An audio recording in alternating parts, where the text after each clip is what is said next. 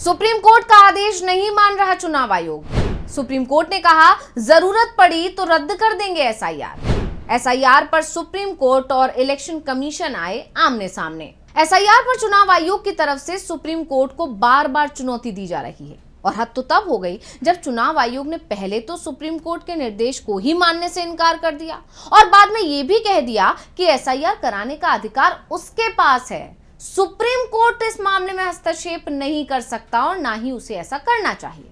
लेकिन supreme court ने भी चुनाव आयोग को अपनी ताकत का एहसास करा दिया, बता दिया कि वो क्या क्या कर सकता है। जरूरत पड़ी तो चुनाव आयोग जिस एसआईआर को लेकर पूरे देश में ढिंढोरा पीट रहा है उसे रद्द भी कर सकता है सुप्रीम कोर्ट। तो आज हम अपनी स्पेशल रिपोर्ट में कोर्ट में फंसे चुनाव आयोग को लेकर करने जा रहे हैं बात। नमस्कार, मैं हूं अंशिता।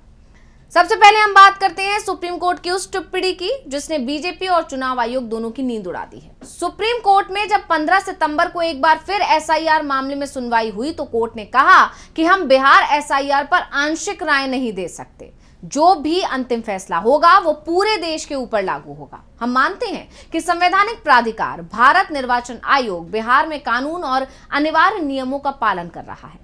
अगर हमें बिहार एसआईआर के किसी भी चरण में चुनाव आयोग की तरफ से अपनाई गई विधि में कोई गड़बड़ी मिलती है तो हम पूरी की पूरी प्रक्रिया ही रद्द कर देंगे।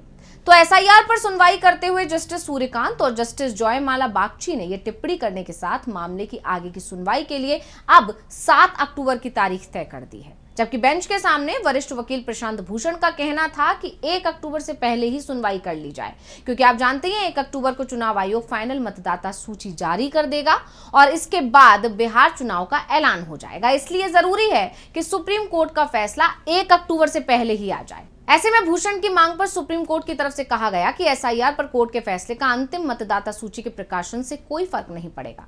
अगर कोई गड़बड़ी किसी भी चरण में हुई है तो कोर्ट अंतिम प्रकाशन की परवाह किए बिना मामले में हस्तक्षेप करेगी। दरअसल कोर्ट में वकील प्रशांत भूषण की तरफ से कहा गया था कि चुनाव आयोग एसआईआर की प्रक्रिया के दौरान अपने ही मैनुअल और नियमों का पालन नहीं कर रहा। आयोग इस मामले में मिली आपत्तियों को कानूनी अनिवार्यता के बावजूद अपलोड नहीं कर रहा था। अब सुप्रीम कोर्ट ने एक तरह से चुनाव आयोग को यह बता दिया है कि चुनाव आयोग की हद क्या है और सुप्रीम कोर्ट की शक्तियां कहां तक हैं। यानी चुनाव आयोग सुप्रीम कोर्ट को नहीं कह सकता कि आप हमारे काम में हस्तक्षेप ना करें। ऐसे में अब चुनाव आयोग को कोई भी काम तय नियम और प्रक्रिया के अनुसार ही करना होगा। ये बात सुप्रीम कोर्ट ने चुनाव आयोग को समझा दी और ये कह दिया कि अगर ऐसा नहीं हुआ तो कोर्ट हस्तक्षेप नहीं करेगा बल्कि पूरी की पूरी प्रक्रिया को ही रद्द कर देगा, चाहे किसी भी राज्य के चुनाव की प्रक्रिया शुरू हो चुकी हो या फिर होने वाली ही क्यों ना हो। अब सुप्रीम कोर्ट का ये आदेश या ये टिप्पणी सीधे सीधे चुनाव आयोग के उस सवाल का जवाब है जिसने एसआईआर के मामले में अपने विशेषाधिकार का जिक्र किया था। दरअसल बिहार में एसआईआर की प्रक्रिया पर सुप्रीम कोर्ट जो निर्देश देता है चुनाव आयोग उसे आसानी से मानने को तैयार नहीं होता। कोर्ट जब सख्ती से आदेश देता है तब भी टाल मटोल वाला रवैया चुनाव आयोग अपनाता है। जब तक कानूनी डंडे का डर नहीं दिखाया जाता चुनाव आयोग को तब तक चुनाव आयोग अपनी जिद से हिलता नहीं दिखता है। एसआईआर से जुड़े एक मामले में चुनाव आयोग की तरफ से एक हलफनामा सुप्रीम कोर्ट में दायर किया था जिसमें कहा गया था देश भर में चरणबद्ध तरीके से एसआईआर कराने का निर्णय करना निर्वाचन आयोग का संविधान प्रदत्त विशेषाधिकार है। लिहाजा अदालतें इस तरीके से एसआईआर का निर्देश नहीं दे सकती।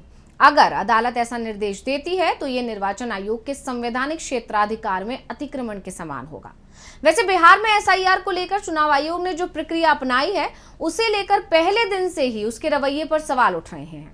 वो सवाल इसलिए उठ रहे हैं क्योंकि 10 जुलाई को सुप्रीम कोर्ट की तरफ से चुनाव आयोग को राय दी गई थी कि एसआईआर की प्रक्रिया में आधार कार्ड और वोटर कार्ड को भी शामिल किया जाए। ये पहली सुनवाई थी जो इस मामले में सुप्रीम कोर्ट में हुई थी।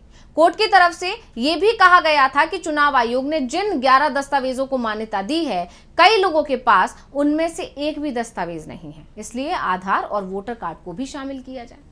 अब सुप्रीम कोर्ट की राय को मानने से चुनाव आयोग ने साफ इनकार कर दिया था। इसके बाद 21 जुलाई को मामले में सुनवाई हुई और चुनाव आयोग ने शपथ पत्र देकर यह कहा कि आधार केवल पहचान का पत्र है, ये नागरिकता का प्रमाण नहीं है। इसलिए इसे शामिल नहीं किया जा सकता। कई विदेशियों के पास भी आधार और वोटर कार्ड मौजूद है, इसलिए इसे वैध भी नहीं माना जा सकता। इसके बाद जब 28 जुलाई को कोर्ट में इस मामले में सुनवाई हुई तो उस दौरान एक बार फिर चुनाव आयोग से कहा गया कोर्ट की तरफ से कि आधार और वोटर कार्ड को एसआईआर में शामिल करने पर विचार करें, लेकिन एक बार फिर चुनाव आयोग का टाल मटोल वाला रवैया बना रहा।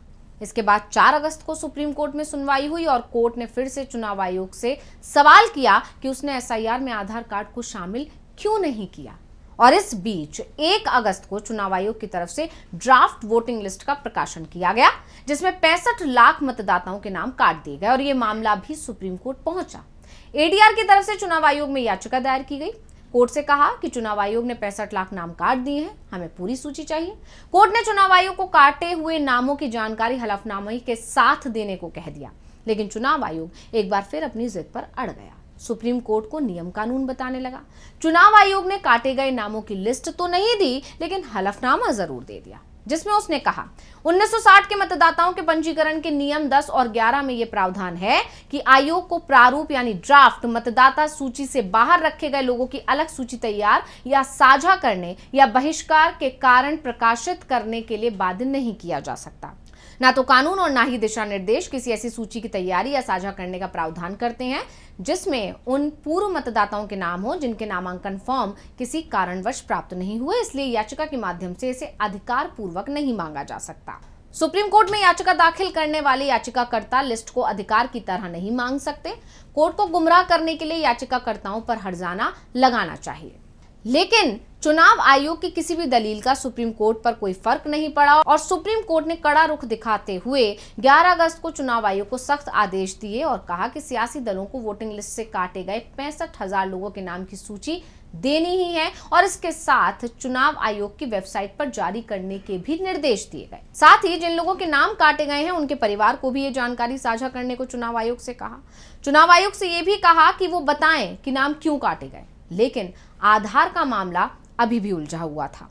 22 अगस्त को सुनवाई करते हुए सुप्रीम कोर्ट ने एक बार फिर कहा कि जिन लोगों के नाम हटाए गए हैं वो आधार या जो दूसरे 11 दस्तावेज जिन्हें चुनाव आयोग की तरफ से जारी किया गया है उसके सहारे अपना नाम वोटिंग लिस्ट में शामिल करा सकते हैं, लेकिन बिहार में बीएलओ की तरफ से आधार फिर भी स्वीकार नहीं किए जा रहे थे।